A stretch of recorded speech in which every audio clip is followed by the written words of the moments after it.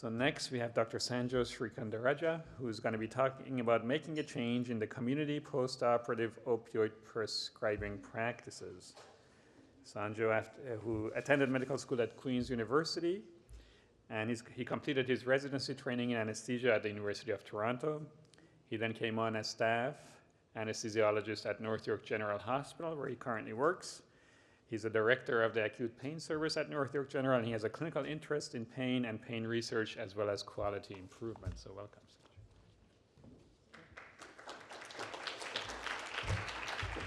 Oh, thanks, everyone. Thank you, Kayvon.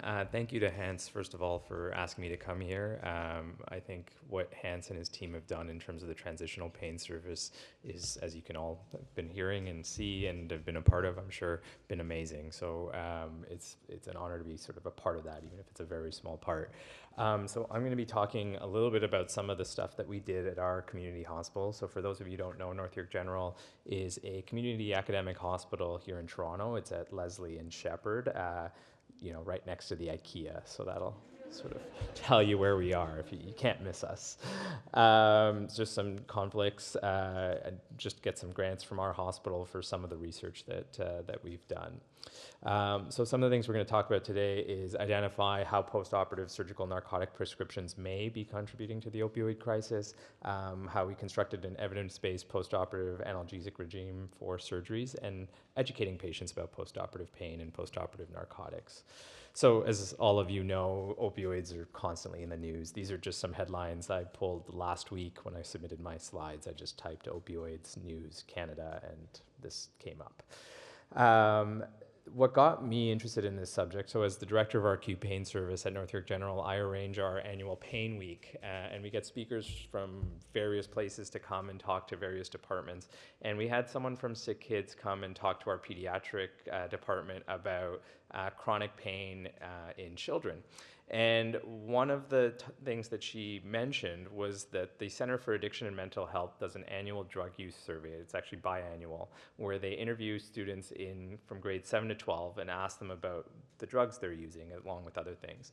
And this was in 2016. She pulled this stat that said that 1 in 10 students from that report had tried an opioid pain medication non-medically, so recreationally, and that 60% of them had gotten those medications from home. So that's what got me thinking, well, where are these kids getting these narcotics from? Like, where are these narcotics coming from home? And it sort of got me thinking, so what is this opioid crisis that we keep hearing about? Well, I sort of, in my mind, broke it down into two things. There's the people who use illicit drugs and fall victim to these drugs being cut with high-potency opioids, and then there's the people using prescribed opioids illicitly. But the two are sort of related. So this is a stat from the US, where in the 2000s, the first drug misused by people with an opioid use disorder is often a prescription opioid, which is radically different from the 60s and 70s when they were collecting this data, when the first opioid misused was often a street drug like heroin. Hans already showed this slide, so stole my thunder there a bit. But this is from Health Quality Ontario. 1 in 9 new starts of opioids are prescribed by a surgeon, and usually for a supply of more than 7 days. So this got us thinking about the opioids we prescribe. I remember being a resident on my general surgery rotation, and someone would come in for a surgery, and I'd say, okay, well, how much should we give them? And my senior would be like, I don't know, 50. Give them 50 narcotic tablets. So we know that patients are often prescribed analgesics after operations that are often overprescribed for common surgical procedures. A study done here in Toronto found that nearly 10% of elderly opioid-naive patients after surgery were using an opioid long-term at least 1 year after their surgery.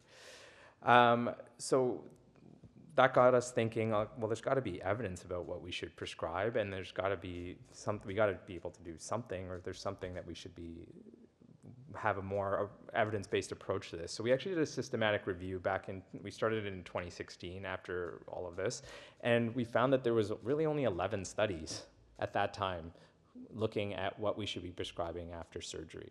And this is in 2015, and I'm pretty sure we've been prescribing narcotics for a lot longer than that after surgery. One study looked at adult patients, only one study looked at adult patients post-general surgery. They looked at 5 outpatient general surgical procedures. They contacted retrospectively about 127 patients.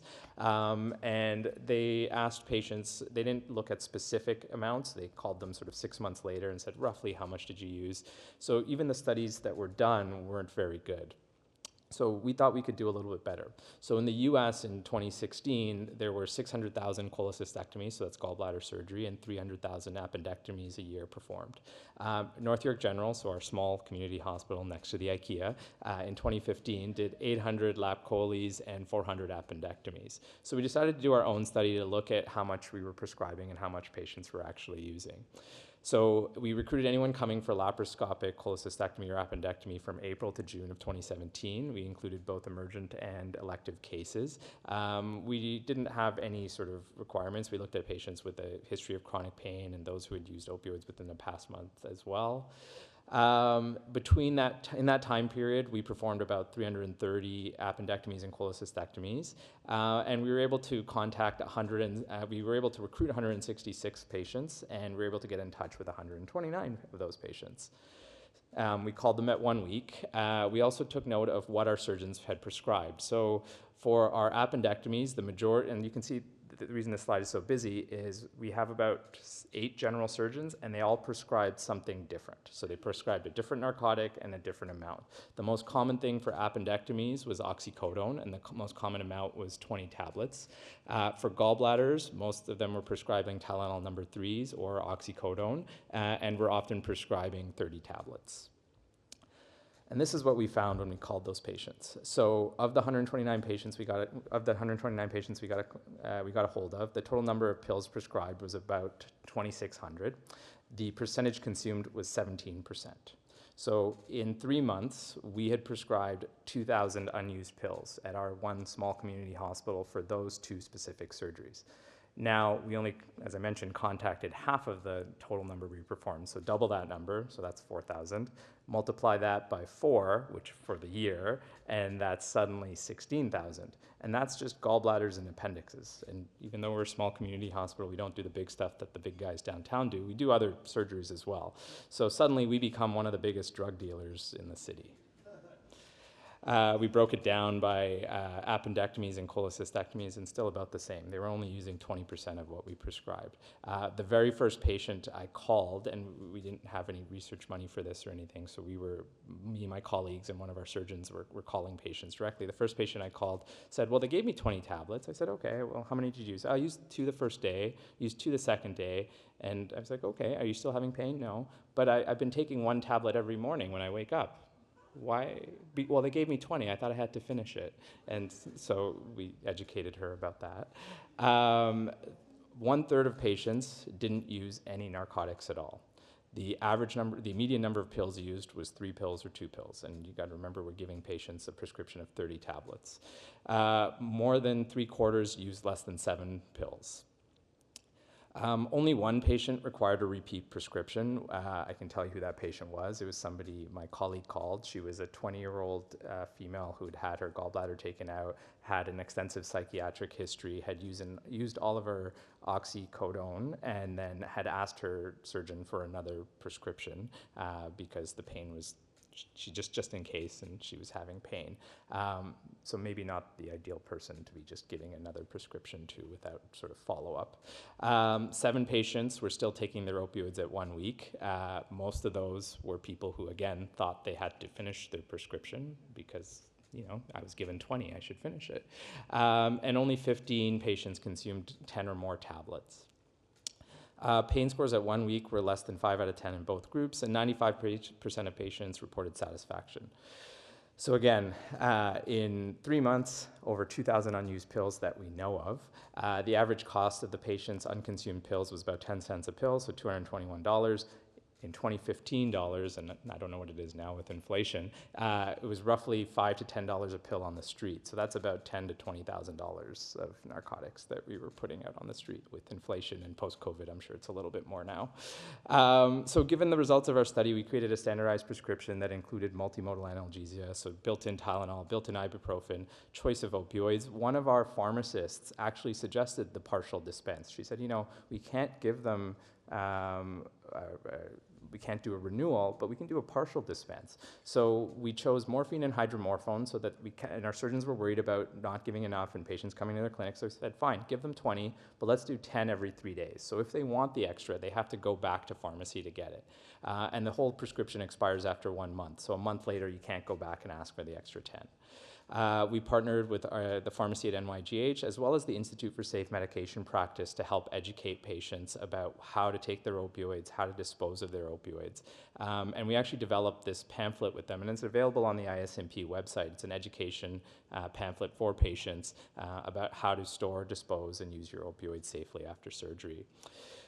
So we created this prescription, and then we re-recruited patients after the implementation of our standardized prescription. We were able to recruit 109 patients compared to 129 in part 1. We prescribed about 1,000 tablets in 3 months with our standardized prescription, which was 56% less than previously. The percentage consumed was about the same, 20%. The patients who said they received education on opioids was 44% versus 8.5% previously, so we still have a way to go, but from 8% to 44%, I think is pretty good so far. And the average pain scores were pretty much unchanged. We did a similar study looking at total joint arthroplasty, so our hips and knees in 2018.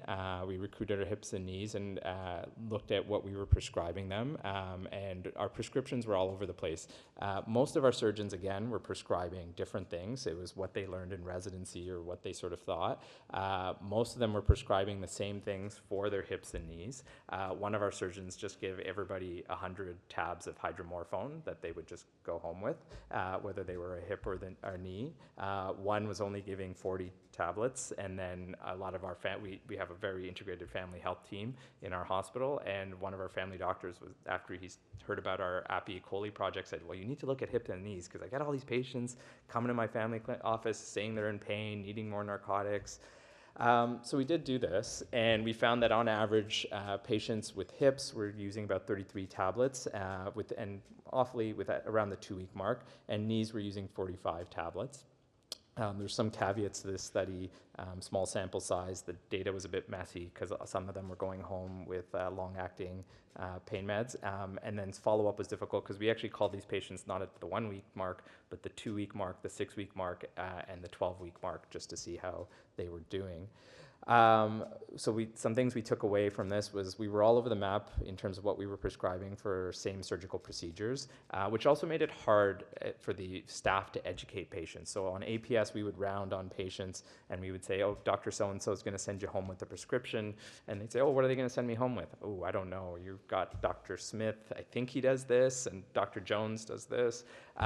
So standardizing it helped with educating patients in terms of what they were going home with. We learned and we sort of knew that knees were more painful than hips. They needed more, they needed it for longer, and yet our surgeons were giving the same prescription to both. Patients with chronic pain use more narcotics. Thank you, Dr. Katz. Patients who use more in hospital use narcotics longer when they go home. Thank you, Joel, again. So we developed this prescription for our hips and knees. So it's, again, a multimodal prescription, Tylenol, Lyrica, Celebrex, which mirrors what they get in hospital when they're on the acute pain service. For our hips, we went for 60 tabs with a 30-tab dispense every 7 days. For knees, we did give them a long-acting for 1 week, as well as 80 tabs, so 40 tabs every 7 days. It also included a bowel regimen, and the entire prescription expires after 2 months. So we're now prescribing different things for hips and knees as opposed to the same large prescription for both. The standardization has led to much easier patient education. We can tell them this is what you're going to go home with, this is what to expect. Things are going to taper slowly, so you're going to taper off your narcotics, then your NSAIDs, then your Lyrica, then your Tylenol. On our follow-up, the level of satisfaction and pain control was the same pre and post our standardized prescription, and there have been no anecdotal complaints from the surgeons or family doctors. In fact, the surgeons find it a lot easier because they don't have to think about it and they think they're doing the right thing because now they have an evidence-based protocol.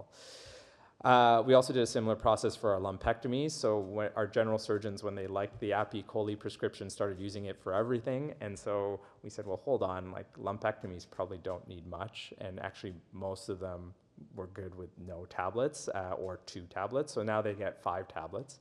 And I was fortunate enough to work with Hans and BPIGS and develop the consensus guidelines that Hans presented. And a lot of this evidence went into that.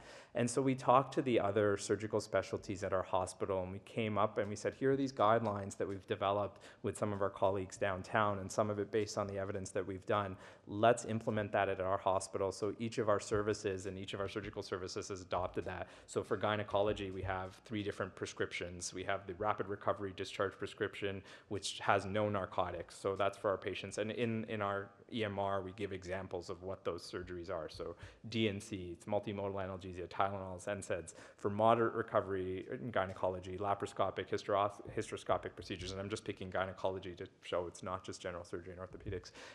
Again, multimodal analgesia, 20 tablets with the 10-tab dispense, and then prolonged recovery for the big laparotomies if they're having cancer surgery. Again, same thing. So we've implemented that. We did the same thing with our ENT physicians, both in the pediatric and the adult populations as well. When it comes to implementing these things at your hospital, form a team, look at opioid prescribing and implement the change. Have members from surgery, anesthesia, pharmacy, nursing. Nursing has been huge in this in terms of educating patients. Our day surgery nurses give them the information sheet at discharge about narcotics.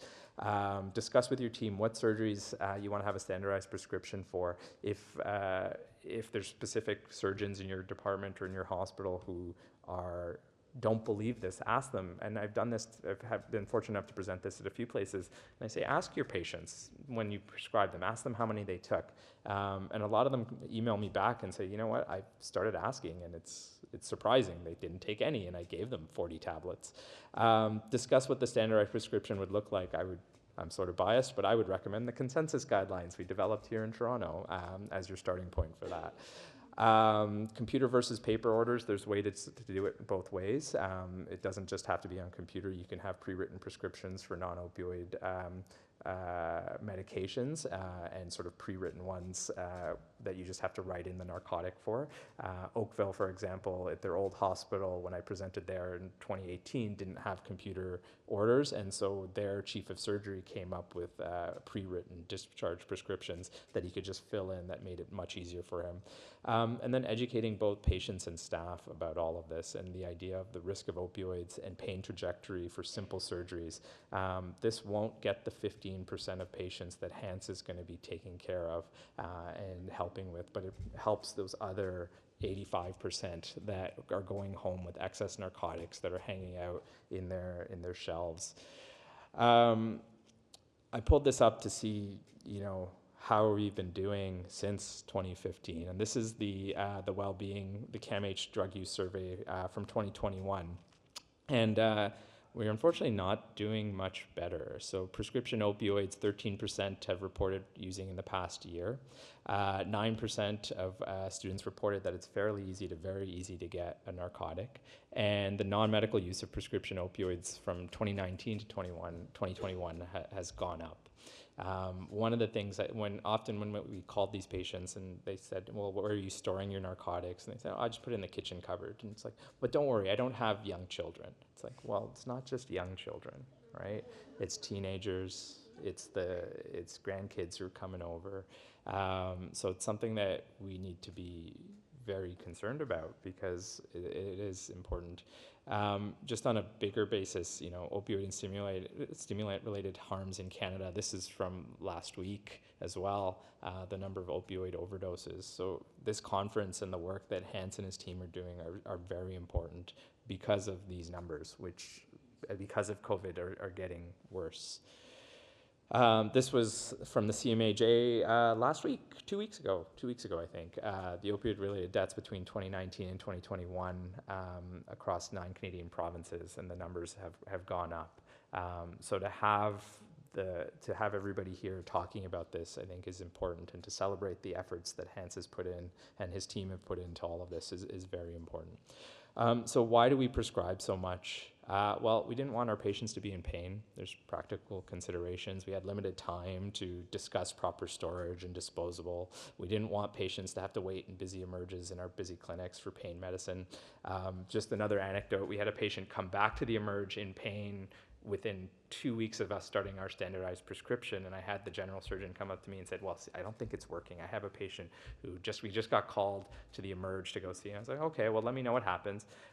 Turns out she had come back with an abscess, and that's why she was there. And so not having those extra narcotics and in pain was a sign that something was going wrong. And so she came to the emerge sooner rather than staying at home taking her narcotics.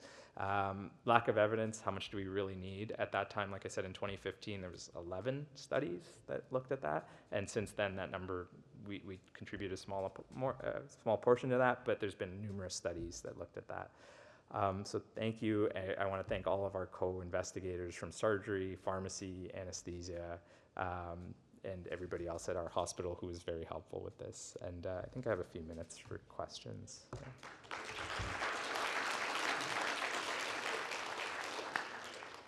So I'll start you off, Sanjho. So, you know, what you've done is super impressive. So, and my first question I think you answered, which is, what do you tell the surgeons when they say, why are you doing this? Say, ask. Yeah. The bigger question is, so how do you get the education piece, the opioid, who's doing that? So I know here we send people home with our discharge, kind of, you know, Salima worked hard to create some things, put them on the ward. If you struggle, get back to us. How'd you implement that part? Yeah, it's been a struggle. Like, even when we were actively doing it, like I showed the number, the education went from 8% to 44%, which isn't 100%. And it's hard. And I chalk that up to everybody's busy, right? You know, we're this production pressure to get people through. We have stuff to do. But I think educating the staff helps a lot.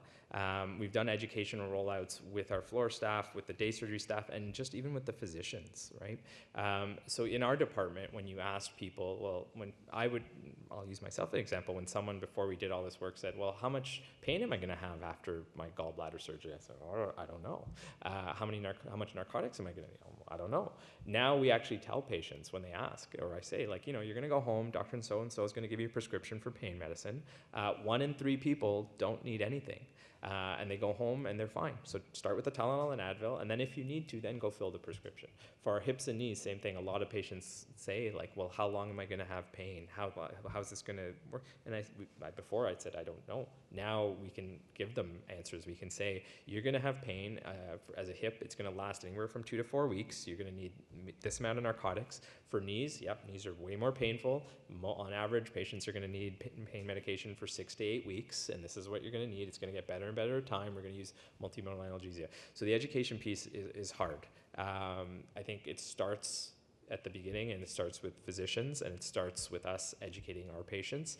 And even if it's something simple like setting the expectations for pain, and then it's getting everybody else involved. One of the things we had tried to do, which with our EMR was difficult, we're sort of still working on it with a couple of updates, I hope, but I know with Epic is possible, is when the discharge prescription is printed at hospitals with Epic, they print out with that either the ISMP sheet or something that they've developed internally. I was told that was something that some hospitals have been able to do. So when you get your prescription, you have a discharge, you have an information sheet. On the bottom of our prescriptions now, it says, you know, do not fill unless you need it. For some of our simple surgeries. So these are things that can help with that education piece as well.